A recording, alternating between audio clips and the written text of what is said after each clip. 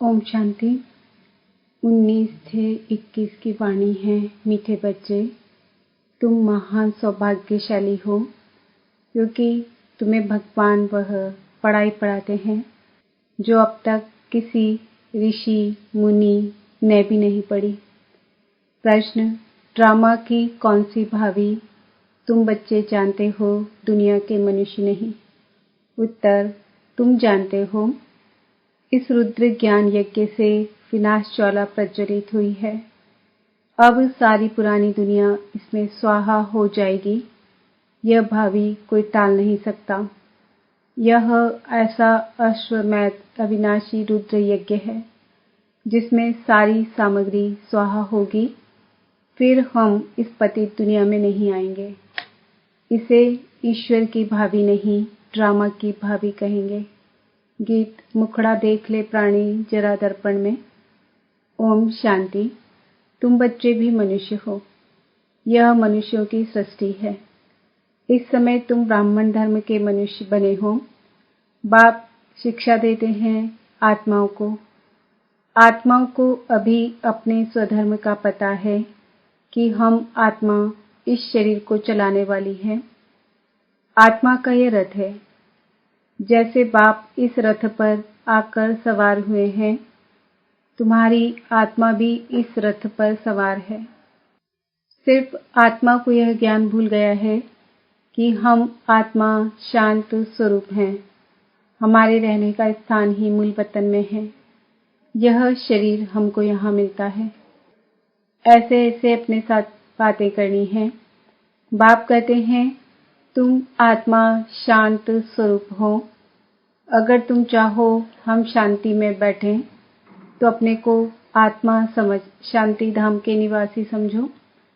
थोड़ा समय शांति में बैठ सकते हैं। मनुष्य शांति ही मांगते हैं। मन को शांति चाहिए, यह आत्मा ने कहा, परंतु मनुष्य नहीं जानते हैं कि मैं आत्मा हूँ।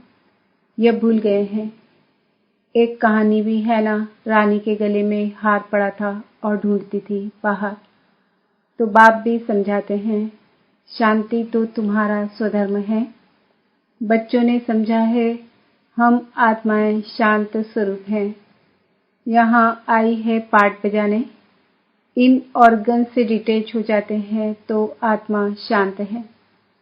आत्मा अपने स्वधर्म शांति में जितना चाहे बैठ सकती है। चाहो हम इस शरीर से काम न करें तो शांत में बैठ जाओ। यह है सच्ची शांति। इनको तुम ढूंढते नहीं। तुम्हारा स्वधर्म शांत है। अभी यहाँ पाठ बजा रहे हैं। बाप द्वारा मालूम पड़ा है हमने 84 जन्मों का पाठ बजाया। इन 84 जन्मों के चक्र का कोई को पता नहीं। सिर्फ तुम बच्चे ही समझते हो। पहले हम सूर्यवंशी राजा व प्रजा थे। फिर चंद्रवंशी, सो वैश्यवंशी, सो शूद्रवंशी बने। अब फिर से हमको सूर्यवंशी बनना है। तुम बच्चे सृष्टि के आदि मध्य अंत को जान गए हो। तुम कितने सौभाग्यशाली हो। बाप तो यथार्थ बात समझाते हैं। यह है ही सद्गति मार्ग। यह समझाना है कि सर्व का सद्गति दाता एक है। अभी जान गए हो हमको बाबा आकर 21 जन्मों के लिए सद्गति प्राप्त करा रहे हैं। बाहर वाले मनुष्य इन बातों को जानते ही नहीं। तुम ब्रह्मा कुमार कुमारियां ही जानते हो। कोई पूछते हैं तुम बीके क्या जानते हो। परीक्षा तो होनी ही चाहिए कि ब्राह्मण व ब्राह्मणी है व नहीं। अगर तुम ब्रह्मा के बच्चे हो तो सृष्टि चक्र को जरूर जानते होंगे। बाप रचिता को जानते हो। ऋषि मुनि आदि तो रचता और रचना को जानते ही नहीं। तुम कितने सौभाग्यशाली हो। बाप तो यथार्थ बात समझाते हैं। यह है ही सद्गति मार्ग। यह समझाना है कि सर्व का सद्गति दाता एक है। अभी जान गए हो हमको बाबा आकर 21 जन्मों के लिए सद्गति प्राप्त करा रहे हैं। परीक्षा तो होनी ही चाहिए कि ब्राह्मण व ब्राह्मणी है व नहीं। अगर तुम ब्रह्मा के बच्चे हो तो सृष्टि चक्र को जरूर जानते होंगे। बाप रचयिता को जानते हो। ऋषि मुनि आदि तो रचता और रचना को जानते ही नहीं, तो गोया नास्तिक ठहरे। तुम भी नास्तिक थे, तुम भी रचता बाप और रचना के आदि मध्य अंत को नहीं जानते थे। स्कूल में पहले अनपढ़ ही आते हैं, फिर कहेंगे स्कूल में यह पढ़ा है। अभी तुम हो ईश्वरीय पढ़ाई में, परमपिता परमात्मा तुमको पढ़ा रहे हैं, यह बुद्धि में समझना चाहिए। रचता तो एक शिव बाबा ही है। रुद्र ने ज्ञान यज्ञ रचा, ये शास्त्रों में भी है। अब रुद्र और शिव परमात्मा में फर्क तो कोई है नहीं। यह भी है कि रुद्र ज्ञान यज्ञ से विनाश ज्वाला निकली, सिर्फ रुद्र शिव की जगह कृष्ण का नाम डाल दिया है वही गीता। कहते हैं इस ज्ञान यज्ञ से विनाश ज्वाला प्रज्वलित हुई, तो स्वराज्य के लिए यह ज्ञान यज्ञ है। इसमें पुरानी दुनिया स्वाहा होनी है। यज्ञ में सारी आहुति अर्थात सामग्री डालते हैं, सब स्वाहा कर देते हैं, तो इस रुद्र ज्ञान यज्ञ में सारी पुरानी दुनिया स्वाहा हो जाएगी। तुम अब राजयोग सीख रहे हो, इस पतित दुनिया में फिर आएंगे नहीं, यह दुनिया फिर खत्म हो जानी है। तुम जानते हो नेचुरल कैलेमिटीज आदि सब होंगी, ये सारी नॉलेज तुम्हारी बुद्धि में बैठना चाहिए। शिव बाबा कहते हैं मेरी बुद्धि में ही सारा ज्ञान है। बाप सत्य है, चैतन्य है, ज्ञान का सागर है। सृष्टि के आदि मध्य अंत को जानते हैं। ऋषि मुनि तो कहते हैं हम रचता और रचना को नहीं जानते। तुमसे कोई पूछेंगे तुमको क्या मिलता है, बोलो। जिसको बड़े बड़े ऋषि मुनि आदि कहते थे कि हम रचता और रचना के आदि मध्य अंत को नहीं जानते हैं, सो हम जानते हैं। रचता बाप के सिवाय रचना के आदि मध्य अंत का राज कोई समझा नहीं सकता, रचता ही समझाएंगे। तुमको मालूम है मक्खियों की भी रानी होती है, रानी के साथ पीछे पीछे सब मक्खियां जाती हैं। रानी अर्थात माँ के साथ उनका कितना संबंध है। बेहद का बाप भी आते हैं तो सभी बच्चों को साथ ले जाते हैं। तुम जानते हो बाबा आया हुआ है, हम आत्माओं को साथ ले जाएंगे शांति धाम में। फिर से हमारा सतयुग का पाठ शुरू होगा, जिस पाठ बजाने के लिए तुम यह देवी देवता पद पा रहे हो। यहाँ तुम आते ही हो मनुष्य से देवता पद पाने, सब गुण यहाँ धारण करने हैं। इन लक्ष्मी नारायण जैसा बनना है, इनको दिव्य दृष्टि के सिवाय कोई देख न सके। अभी तुम जानते हो हम सूर्यवंशी देवता बनेंगे। तुम्हारी बुद्धि में है कि स्वर्ग की राजधानी कैसे स्थापन होती है। सतयुग में था ही देवताओं का राज्य, परंतु देवताओं के राज्य में भी फिर राक्षस आदि दिखाए हैं, यह कोई जानते ही नहीं। भारत कितना पवित्र था, महिमा भी गाते हैं। सर्वगुण संपन्न, 16 कला संपन्न, संपूर्ण निर्विकारी, मर्यादा पुरुषोत्तम, उन्हों के आगे माथा भी टेकते हैं।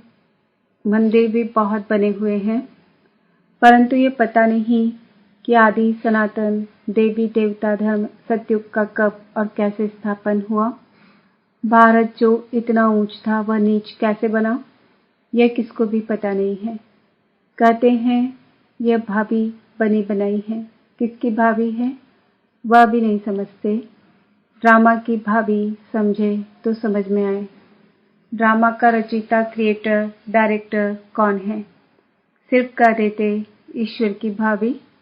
ड्रामा कहने से ड्रामा के आदि मध्य अंत को जानना चाहिए। सिर्फ किताब पढ़ने से ड्रामा का पता नहीं पड़ सकता है, जब तक जाकर कोई ड्रामा देखे नहीं। जैसे अखबार में भी पढ़ा था, एक कृष्ण चरित्र का ड्रामा बना हुआ है, परंतु देखने बगैर कोई समझ थोड़े ही सकता है। देखेंगे तब समझेंगे ड्रामा में यह सब होना है। तुम बच्चे भी ड्रामा को अभी समझते हो। मनुष्य कहते हैं वर्ल्ड की हिस्ट्री ज्योग्राफी का यह चक्र फिरता रहता है, परंतु कैसे फिरता है यह किसको पता ही नहीं। नाम भी लिखे हुए हैं, सतयुग, त्रेता, द्वापर, कलयुग, फिर संगम युग। परंतु मनुष्यों ने समझ लिया है युगे युगे आते हैं। सतयुग त्रेता का भी संगम होता है, परंतु उस संगम का कोई महत्व नहीं है, वहां तो कुछ होता नहीं। यह बातें तुम जानते हो। सतयुगी सूर्यवंशियों ने फिर चंद्रवंशियों को राज्य कैसे दिया? ऐसे नहीं कि चंद्रवंशियों ने सूर्यवंशियों पर जीत पाई, नहीं। जो चंद्रवंशी का राजा होता है तो सूर्यवंशी राजा रानी उनको राज्य भाग्य का तिलक दे तख्त पर बिठाते हैं। राजा राम रानी सीता का टाइटल मिलता है, किसने दिया? कहेंगे सूर्यवंशियों ने ट्रांसफर किया, अब तुम राज्य करो। जो सीन तुम बच्चों ने साक्षात्कार में देखी है, बाकी कोई लड़ाई आदि नहीं लगती है। जैसे किसको राजाई दी जाती है वैसे देते हैं। उन्हों के पैर आदि धोकर उनको राज्य तिलक देते हैं। वहां कोई गुरु गोसाई तो होते नहीं हैं। अब तुम बच्चों की बुद्धि में हैं, हम दैवी स्वभाव वाले बनते हैं। सूर्यवंशी चंद्रवंशी राज्य में हम कितने सुखी होंगे। बाबा हमको दुख से निकाल सुख में ले जाते हैं और कोई सुखी बना न सके। साधु लोग खुद भी चाहते हैं हम शांति धाम में जाएं।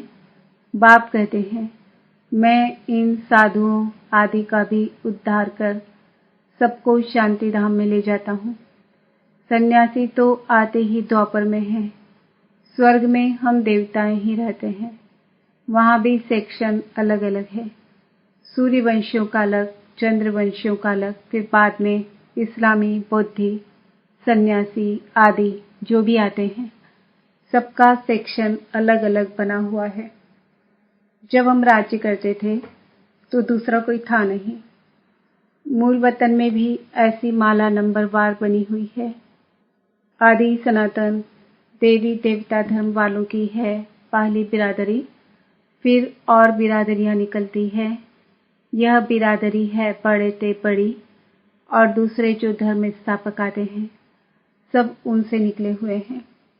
तुम कहेंगे इस्लामियों की है सेकंड नंबर बिरादरी, फिर बौद्धियों की बिरादरी थर्ड नंबर, हम हैं फर्स्ट, बाकी हद की और छोटे छोटे तो लाखों होंगे। यहाँ तो मुख्य है 4 बिरादरियां।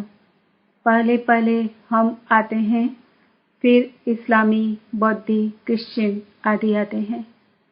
अभी हम नीचे गिर गए हैं। हमको ही 84 जन्म ले पाठ बजाना पड़ता है। जो अभी लास्ट में है वही फिर फर्स्ट में होंगे। देवी देवताएं अब पतित होने के कारण अपने को देवी देवता कहला नहीं सकते।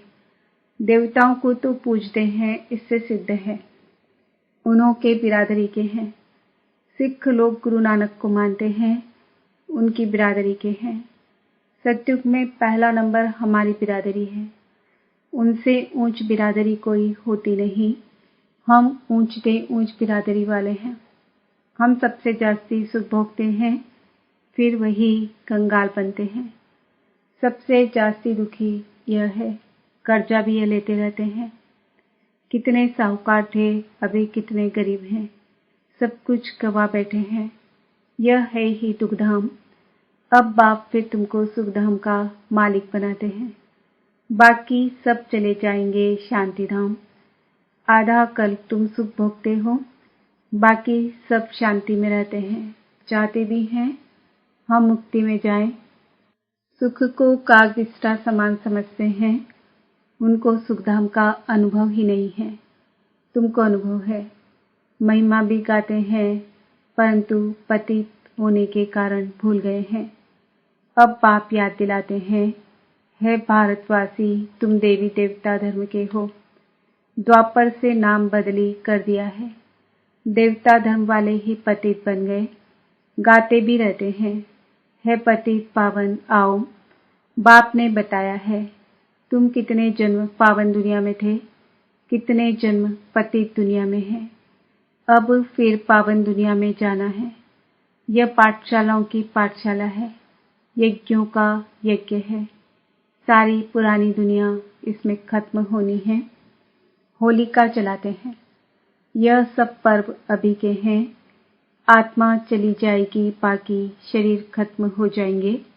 यह नॉलेज कोई सन्यासी आदि दे ना सके। गीता में कुछ है, परंतु आटे में नमक, ज्ञान प्राय लोप हो जाता है। शिव बाबा कहते हैं, हमने यह यज्ञ रचा है, इनमें तन मन धन सब स्वाहा करते हो, जीते जी मरते हो। यह ज्ञान तुमको अभी मिल रहा है। अच्छा, मीठे मीठे सिकिलदे बच्चों प्रति मात पिता बाप दादा का याद प्यार और गुड मॉर्निंग। रूहानी बाप की रूहानी बच्चों को नमस्ते। हम रूहानी बच्चों की रूहानी बाप दादा को याद प्यार गुड मॉर्निंग नमस्ते ओम शांति। धारणा के लिए मुख्य सार। सुखधाम में जाने के लिए अपना दैवी स्वभाव बनाना है। ड्रामा के आदि मध्य अंत के राज को बुद्धि में रख हर्षित रहना है। सबको यही राज समझाना है। स्वराज्य लेने के लिए इस बेहद यज्ञ में जीते जी अपना तन मन धन स्वाहा करना है। सब कुछ नई दुनिया के लिए ट्रांसफर कर लेना है। वरदान। सर्व आत्माओं पर स्नेह का राज्य करने वाले विश्व राज्याधिकारी भव। जो बच्चे वर्तमान समय सर्व आत्माओं के दिल पर स्नेह का राज्य करते हैं, वही भविष्य में विश्व के राज्य का अधिकार प्राप्त करते हैं। अभी किसी पर ऑर्डर नहीं चलाना है। अभी से विश्व महाराजन नहीं बनना है। अभी विश्व सेवाधारी बनना है। स्नेह देना है। देखना है कि अपने भविष्य के खाते में स्नेह कितना जमा किया है। विश्व महाराजन बनने के लिए सिर्फ ज्ञानदाता नहीं बनना है, इसके लिए सबको स्नेह अर्थात सहयोग दो। स्लोगन। जब थकावट फील हो तो खुशी में डांस करो, इससे मूड चेंज हो जाएगी। आज का समान है, मैं आत्मा विश्व राज्य अधिकारी हूँ। ओम शांति।